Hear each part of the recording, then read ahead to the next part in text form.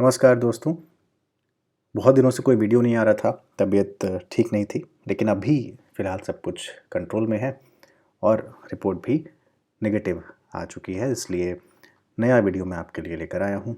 और इस वीडियो में आज हम कहानी संबंधी कुछ तथ्यों की बात करेंगे। बहुत छोटा वीडियो रहेगा, लेकिन ज़्यादातर क्वेश्चंस आपके इस कहानी संबंधी विकास से जो आते हैं वो इसमें कवर हो जाएंगे। तो सबसे पहले हम देख लेते हैं कहानी संबंधी कुछ तथ्य जो बार बार एग्ज़ाम में पूछे जाते हैं वो क्या है। ठीक है, उससे पहले आप ये चैनल लाइक और सब्सक्राइब ज़रूर कर लीजिए। पॉडकास्ट पॉइंट के नाम से यह चैनल है, इसको लाइक और सब्सक्राइब ज़रूर करें वीडियो को।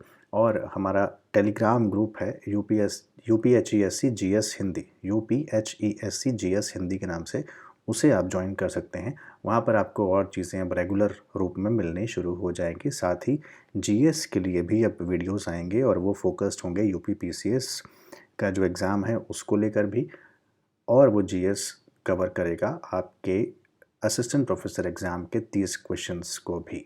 तो आप दोनों के लिए वो वीडियो देख सकते हैं, वहाँ पर आके जुड़ सकते हैं। चलिए हिंदी कहानी संबंधी कुछ तथ्य देख लेते हैं।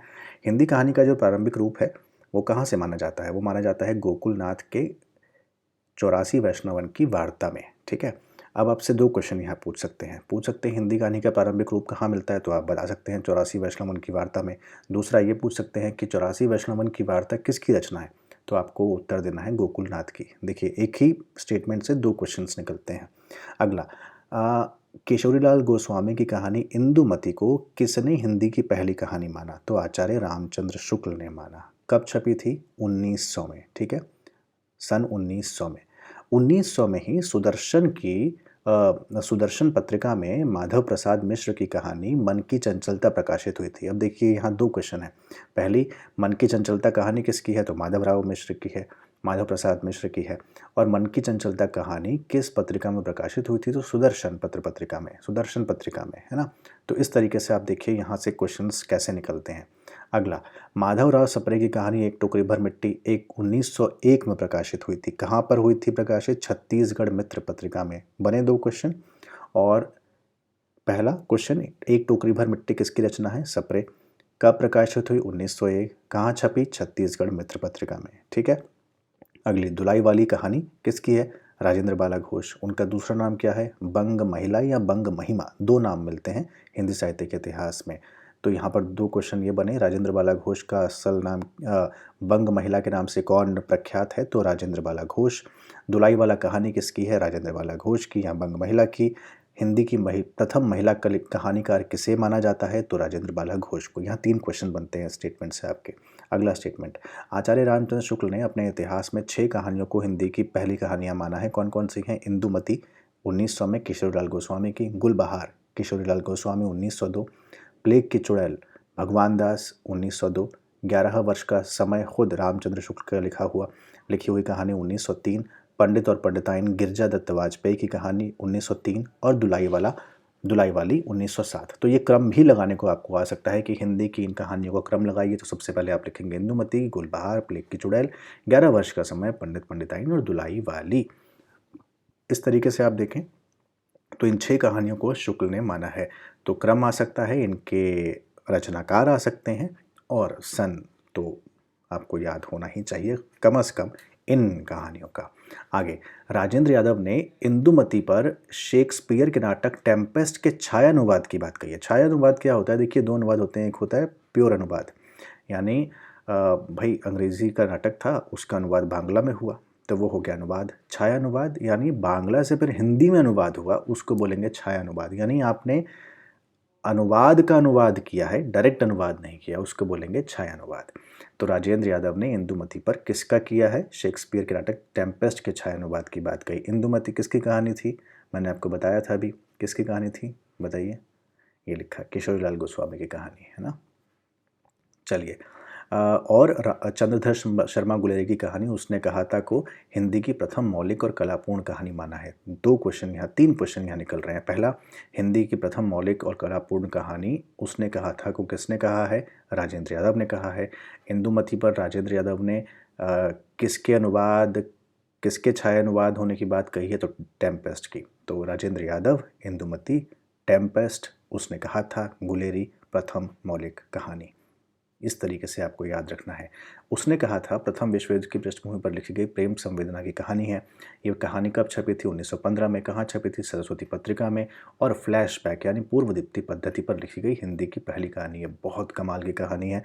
आज भी आप पढ़ें तो आपको लगता है कि ये आज लिखी गई है। तो ये कहानी कालजयी कहानियाँ इनको कहा जाता है। आज की कहानियाँ उतनी ऐसी नहीं होती कि आप एक बार पढ़ें आपको याद रह जाए। अगला, चंद्रदत्त शर्मा गुलेरिया की कहानी उसने कहा था विख्यात है, लेकिन पहली कहानी उनकी कौन सी है? वो है सुखमय जीवन। तो आपको क्रम आता है, तो पहले आप सुखमय जीवन लगाएंगे, उसके बाद बाकी कहानियाँ। 3 ही कहानी उन्होंने लिखी हैं।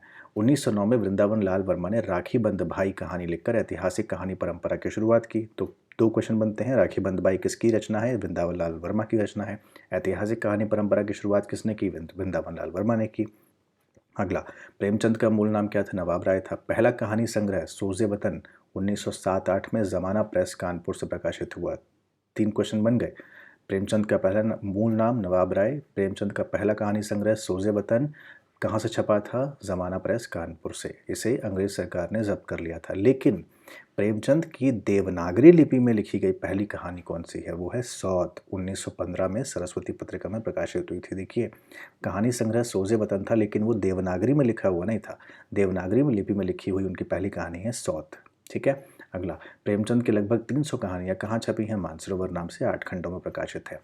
जयशंकर प्रसाद एक और कमाल के कहानीकार और हमारे पुरोधा पुरखे रहे, मतलब कि हिंदी जो पढ़ते हैं, मैं उनको कह रहा हूँ कि आपको ये मानना चाहिए कि जयशंकर प्रसाद, प्रेमचंद, ये सब कहानी के वो स्तंभ हैं जिनके आधार पर ये पूरी हिंदी कहानी टिकी हुई है ना। तो जयशंकर प्रसाद की पहली कहानी ग्राम थी, 1911 में प्रकाशित हुई थी। अगर आपको आ जाए लगाने के लिए कि सौत, ग्राम, है ना, और खेल, तो आप पहले कौन सी लगाएंगे? पहले लगाएंगे ग्राम। आपको हमेशा याद रखना है जयशंकर प्रसाद की पहली कहानी ग्राम थी।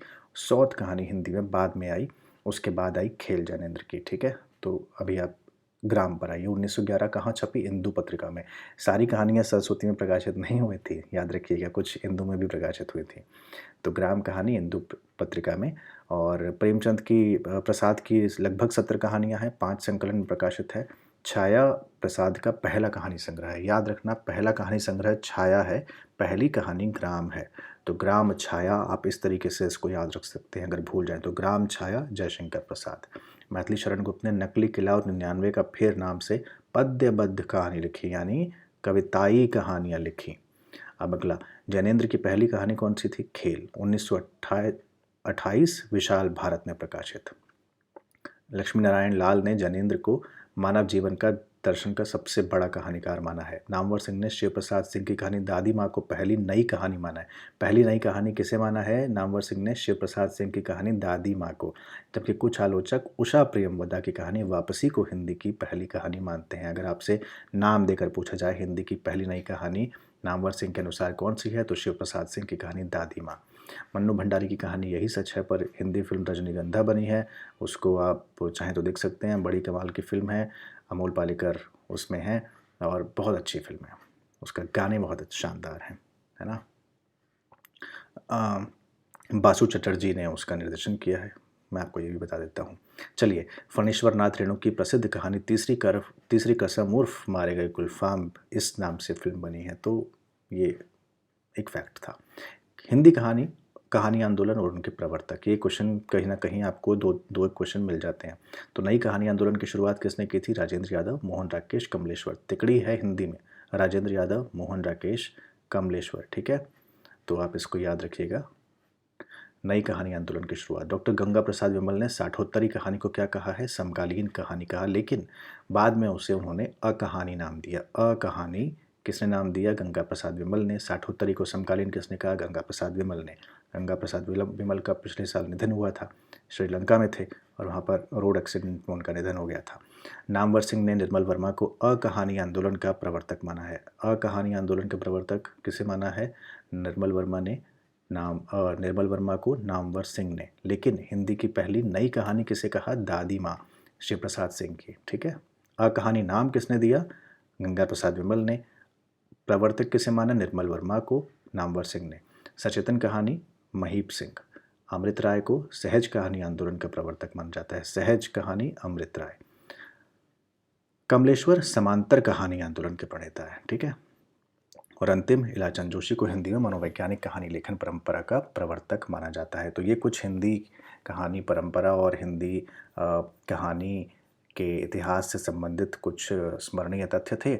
अगला वीडियो जो लेकर आऊँगा एक छोटा सा वीडियो होगा, बहुत छोटा सा, और उसमें आपको आपके सिलेबस में जितनी कहानियाँ लिखी हैं या फिर बाकी जितनी भी कहानियाँ प्रमुख है उनके पात्र के बारे में मैं आपको बताऊंगा। उनके पात्र हम देखेंगे ताकि आपको कुछ चीज़ें याद हो जाएं। पात्र संबंधी एक दो क्वेश्चंस रहते हैं, वो आपके गलत नहीं होने चाहिए, ठीक है। तो अगर आपने अब तक ये चैनल सब्सक्राइब नहीं किया है तो पहले से चैनल सब्सक्राइब कर लें। और यूपीएचईएससी जीएस हिंदी नाम से टेलीग्राम एक ग्रुप है, उसको आप ज्वाइन करें। टेलीग्राम पे सर्च करके, लिंक आपको डिस्क्रिप्शन बॉक्स में भी उसका मिल जाएगा। और जल्द ही जीएस के भी वीडियोस यहाँ पर आपको मिलेंगे, जो आप यूपी पीसीएस के लिए भी देख सकते हैं, यूपीएचईएससी के लिए भी देख सकते हैं और प्रवक्ता पदों के लिए भी देख सकते हैं। बहुत बहुत शुक्रिया, धन्यवाद।